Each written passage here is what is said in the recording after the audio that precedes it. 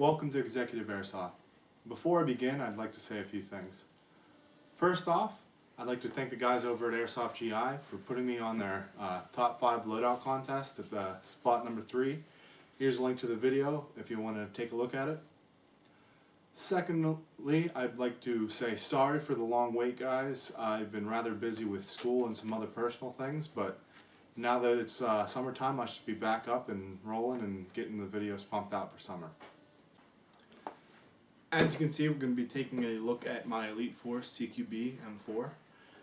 I chose this gun mainly for the fact that it is a M4 that has a full rail system and slightly resembles a Mark 18 Mod 0, although it does have a monolithic rail instead of the KAC rail. I also chose this gun for the fact that it comes with a quick change spring system, which is nice and allows me to change the FPS from outdoor to CQB level FPSs without taking it to a airsoft tech. The box is a pretty nice box. It has a lot of Elite Force propaganda and has your basic information for like FPS, the quick change spring system. It has a hop up and tells you all what comes in the box. It also has your standard warnings on the side there, and I got it from Airsoft GI, and they also put some of their warnings on the front, which I think is kind of cool for those airsoft boxes like your JGs that are just plain boxes. Let's take a look at what came inside the box. What came inside was your standard cleaning unjamming rod, your trickle wall charger, which I would suggest not using and getting a smart charger. It also came with a Nunchuck 8.6 volt battery. I think it was 1600 milliamps, and it has worked pretty fine for me. I keep it as a spare backup. I prefer 9.6 volts. It also came with 2 plastic high caps. These high caps are, to be frank, really cheap. They feed fine, but they just feel cheap. I mean, they weigh almost as much as, like, they weigh only a little bit more than a 1 mag brand mid cap. So, it also comes with your CQB M4. As you can see, I've done some external modifications and accessories to mine. Yours will not come like this. It will not have the PEC box, your optic, and this sticker here, and it will also have a orange flash hider. This is going to be an overview of my gun and a review at the same time. I was actually fairly surprised on how well this gun is built. I mean, it has a polymer upper and lower receiver, but they're solid. I mean, I don't mind these over your traditional metal receivers. I'm not worried about these breaking anytime soon. It also comes with Elite Force trademarks, which are pretty neat. I mean, I'm not a big guy on trademarks, but hey, I'll take them if I can get them. But on the opposite side, it does have this huge warning label right here. I'm sure you're familiar with Elite Force guns. I guess it's better safe than sorry, but you know, kind of ruins the look a little bit. But it also came with this forward grip. It's a pretty solid grip. I mean, I'm using it instead of one of my other grips. It's a pretty nice grip. Has the quick detach feature, so that's nice. Solid. I'm not worried about it breaking anytime soon, so I'll take it. One thing I found that was kind of unusual is it had clockwise threads on the flash hider, which was kind of a pain in the butt, but I did put a adapter which allowed me to put on another flash hider. The gun is wired to rear and comes with a solid crane stock. It has a screw in the back to hold in the butt plate, but I'm not using that. It's kind of a pain in the butt. I'm not worried about it falling off without it, so it just kind of slows me down between battery changes. Internals, it came with a trigger switch, a micro trigger switch, which is basically an electric trigger. Kind of sounds like a mouse button when you click. A lot of people don't like these. Some people love them, and I gotta say I kind of like them, but I'm not a tech, and I don't know. A lot of techs have some problems with them, but so far I haven't seen any problems. If anything, it has really increased my trigger response. It's really crisp and fast, and the fastest trigger response I've ever seen on a stock gun. It also comes with a Mad Bull 6.03 type bore barrel, which was pretty surprising and kind of nice. When I was changing out my flash hider, I found that out, and it was pretty neat. I didn't think most stock guns would come with a type bore barrel, especially ones in this price range, but it did, so I'll take it, which was pretty nice. It also has a rather unusual hop-up.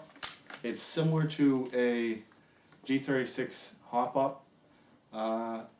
It's pretty nice. I think ProWin also makes a similar hop-up in metal. This one's polymer, but it's solid. It actually holds your nub in place, and it keeps it pretty stable and not moving around too much with use. I haven't had to actually adjust mine since I've got it, and that's been about 3 months. So it's pretty nice internally, better than most $200 stock guns. I love it, but one thing is the quick change spring system. I'll go over this. It's not as quick change as they make it sound. It was kind of just as intensive as just changing out a spring to begin with. You have to completely open up the gun, take the gearbox from both receivers, and unscrew the back of the gearbox, and then you can change out the springs, which is also rather tricky to do.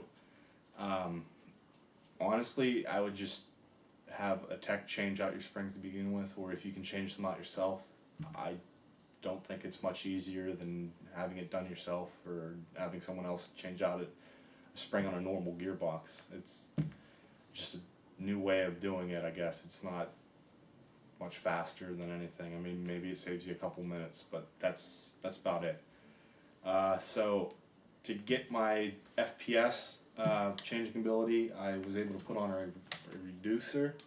The gun is supposed to come in about 345 FPS, but this one seems to be coming in a little higher at 365, which is pretty nice for field. It's low enough so you can use it in a CQB environment in your field and not have to worry about going semi only, but you can also have enough to get some range out on your BBs, and it's nice. Then with the reducer, pop that on, get a red ring, and I can keep it at about 335, and which is perfect for CQB and most fields. I added a aimpoint replica. This is actually an NC Star I was able to pick up for very cheap. I got a Hong Kong made PEC box, laser light PEC box, just as a light mainly for looks. Pretty bright light. It's kind of nice. Has a surprisingly good focus for this cheap of a light, and has a pressure switch on the side. It also has a laser on it, but I found that incredibly hard to dial in. I also have a secondary flashlight on the side here I actually found for incredibly cheap at $2. I'm not sure the brand, I even forget what the brand is, but it was a surprisingly nice flashlight. Get about 150 lumens, which is pretty nice for CQB. It has a button down here on the side, so I can get that whenever I'm holding the gun, and I can shock enemies, stun them with the light, and it also has a built-in laser, which is pretty nice. I can dial this one perfectly. It's a pretty nice light. I was actually surprised for a $2 light, and helps get me towards a soap mod look, even though it's not really a soap mod, just giving it that kind of feel. I also added a sling attachment down here. I had to do some modifications to the sling adapter to get it to fit. I had to Dremel out the bottom so I could fit the wiring for the crane stock in the back, but that's kind of common for a lot of AAGs. I also added this translation sticker or patch. I have it on with Velcro so I can take it off and flip it around, whatever I need to do, just mainly for looks and to look tactical. It also comes with some, I forgot to mention what it looks like, similar to Troy iron sight, like a rear iron sight, which is a rather good iron sight. I can size it. It has elevation and windage like your normal iron sights, and your triangle iron sight up in the front. The range on this gun, actually, I was really surprised with for this small of a gun. The range without the reducer on it, I was getting out around 170, 180 feet accurately. Much more past that, they started going everywhere. It just kind of hit a wall after that, but it was a rather nice surprise to see that much accuracy from this small of a gun. It's a really solid gun. I would highly recommend anyone getting it, especially if you're in the market for a gun around the $200 budget, and if you're not wanting to tech and upgrade your guns, this is definitely one of the options to look at. That's about it. Please don't forget to comment, rate, and subscribe. And once again, thank you Airsoft GI for putting me in your last top 5 video, and that'll be it.